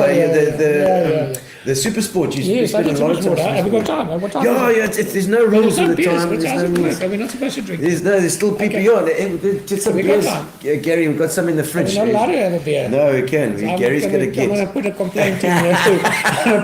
into management over the road here. Oh no! No, beers are- So Greg Kahn's asking what happened to Right Security and the history. You said so. You sold off the. Okay, sorry, Greg. So what happened? So Right Security, we've stuck it out. We sold off the armed response division. We kept the guarding going. Here we We're go. still Yeah, doing bring 'em on. yes, bring him on, sir. Wild side or Sorry, Greg. So sunshine is fine. So yeah. we do man guarding in town in Port Elizabeth, and sort of the man guarding. Okay, it's a girl, it's a boy. I've got a girl. Gary was shaking it up, yeah. That'll work, didn't you? Cheers, buddy. Sorry Cheers. about that. Cheers, mate. Lekker. I think I'm going to answer that question now. We don't mind if I have a sip of beer yet. I'm just I'm like first to say it's thirsty. I've just did a Brett Kavanaugh. So sorry, Greg. So what happened? We run the guarding business. We still run it today. We've got quite a number of clients in town for our guarding division in contractual work, as well as our surveillance business. We still do. We do La Real countrywide to every single La Real warehouse, etc. We do installations for Capital Land as a mall system. I think we're doing 16 malls there. Jeez. We are service providers to Woolworths. They're one of our great clients for many years, and Supergroup countrywide as well. And so listed companies. So we do work for listed companies. Out of Port Elizabeth, So I've always counted my money in Port Elizabeth, as I call it, my head office. Count your money in PE. I don't mind having branches out there, which I have in Joburg, and Pretoria, and Cape Town, wherever. Got your bank manager, Bobby Bullock. Yeah, my account guy, Dave Honeypool, and I've never changed at 28. I saw Bobby Bullock the other day. He was a manager down in Standard Bank in Ring Street, I think. So, I've stayed in the security business, and it's been good to me, and I'm grateful. Actually. And Supersport, is that with Derek Alberts and the guys? So Derek's gone there now. When I was leaving, he was sort of coming in. I started young. Remember, I used to have that radio I'll Go show on Saturday mornings. You remember Saturday mornings? Yes. To Kepler Vessels, myself, and one of you going to remember the DJ wasn't Gordon Hoffman. It was Gordon Hoffman. Gordon Hoffman. It was Gordon Hoffman. Ah, yeah. So couple of beers as well. It was always a bit dicey to get him there. Look, I was also a bit dicey too in the off season. Kepler was always there. Kepler's Kepler's parade. Yeah, sure, he was there early. Yeah. So I'd sneak in there with 1 minute to go, And then we'd do this. We'd talk on Saturday morning. We'd talk rugby and Shoot the breeze. and talk whatever. So it's superb fun, So and going back to from there? Supersport, I get an opportunity. NAS gets me in. Okay. Yeah, he Yes, punted on the me. other hand, He golf. punted me. Yeah, another hand, golf. So he punted me, got me in, and it was the luckiest thing in my life. And I worked 14 years for SuperSport. Gee whiz. I had that show on Sundays called All Out Rugby, along with Cobus Beast and myself, Joel Stransky. Did you have a big desk? Yeah, he had a big desk. No, you had to see the chairs behind him. So he was at the bottom, and I was at the highest. And I still had to look up at him. So he used to sit on the floor like that. Yeah. Flat on his ass. I could keep So we had. So I started SuperSport, and I really enjoyed it. It was fun. I mean, they even paid me to do it. I thought it was the baddest thing in the Any world. stories? Who would pay you to go to 9 weeks and watch the World Cup in France? Fantastic. And actually, and you win it. Yeah. And you're Marvelous. commentating with probably one of the greatest legends of all time in comment, Hugh Bladen. Oh, yes. Now, I've got yes, millions of you stories played it. about Hugh Bladen. Yes. You haven't got a long enough Come time. on, tell us You one. have- okay, Yeah. I'll go. Tell us. I'm going to carry you. You're never going to get to your supper. Yeah, you got to get your supper. I'm a bit late, so I'm going to go now. So, Good. last story also is about Hugh Bladen. So, Hugh Bladen, he had the voice. You really did have the voice. Yes. So, we had this one guy, and we were doing, I think, a Western Province game down in Newlands. And our one executive producer was a guy called Rob. And Rob had a perchance for ladies' breasts. Come out. This doesn't offend any of the ladies, but ladies' breasts that are covered, so they're sitting there on the open stand there at Newlands with the sun on, and it's a beautiful sort of autumn's afternoon on a Saturday. What Rob would be telling camera 1 and 2 to do. Oh, I see. Find the boobs. So these cameras are all over the place. Oh, my and word. somebody gets injured. Yeah. And we sort of, now this goes on like off game, it's been going on for years. Yeah. And so someone gets injured, and it's Western Province are playing, and immediately, because Rob's up to no good and he's in the crowd there, boom, boom, boom, having a look. So anyway, all the time, me and Hugh Bladen have probably never seen a more well-balanced woman. Okay. Yes. Oh, Yeah. right. Yes. Yes, right. So the most balanced of women ever on our screen, but everyone, and Rob was just going off. Yeah. And we were all like staring at this like that. And then next thing, out of the blue, Rob realizes the game's back on play, and he cuts off like that. And next thing, it's Robbie Fleck, and he's got the ball, and Bladen picks up the mic, and he says, "No, that's Robbie Fleck. That's Robbie Fleck." And he's through the gap, and he's going at full tit. And we all go, "Oh, in trouble." It's a Freudian slip. So he was just the greatest fun guy, So and my job was to keep him relatively under control and make sure that he said, "God, there's only one rule. At 4:30, we meet at the closest tabac." Okay. Tabac in Paris is those little shops where you little buy cigarettes, tabac in a little corner. smoking You can and, smoke inside. a little bit of, Gauloise, and a little bit of beer. So every day, 4:30, I'm having a beer or two with Hugh Bladen, Marvelous. and then it goes to dinner, and then it goes to supper, and then we go walking around. I don't know if you've ever been to Paris. Sightseeing at night time. So if you've been to Paris, it's the roads are narrow, and everything's built up like it's. You never know where you really are. Yes, in Paris. No, you get lost. You get lost very quickly. All the time. So one night we get horribly lost. Yes. But Bladen is about 9 scotches strong, and he says, "Garth, I can get us home. Don't worry, I can get us home." Okay, and he says, I know this pub just on this corner over here. So we go in the corner, there's a pub. God knows him immediately. "Oh, Bishop, come in. It's like 11 o'clock at night. I was closing, but we are opening for you, sir. You Bladen. Well, come in, Bladen, So another beer, next bar. And we walk, and that's about 11 o'clock at night, 12 o'clock at night. We're never going to get a taxi, not in Paris. And we walk outside and we see this taxi staying right outside the bar. Thank you, Lord. I'm blessed. Jump in the back quickly, pull out a €20, and I say to the guy, I said, "Sir, please, can you take us to the Hotel Concordia?" Concordia. Yeah. Oui. Yes. "No, sir, I cannot. No, I cannot." I said, "Please, sir, please, I'm begging you. Make it 'Can I make it 30?" Now, this time Blaze is trying to fall asleep. I said, "Please, can I make it 30? Yeah. Please, take me to the Hotel Concordia." Yeah.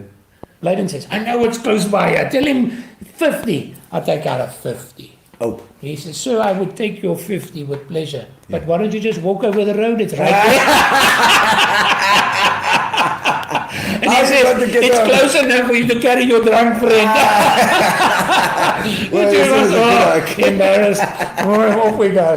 Over the road. So I've got a million stories, but I'm going to stop now because I've got to go to dinner. Thank you so much for coming on. Yeah, I didn't even get to surfing, but... Oh, no. But so and Car Park John. Oh, you did have a story about Car Park John. No, I'm not going to. I have to go. Too long. I want to tell you, thank you everybody for tuning in. Yeah. Thank you for all your... I wish we could have got into some more of the stuff there. There you go. Keith Mann indeed says Keith Marie. Thank you very much, Keith.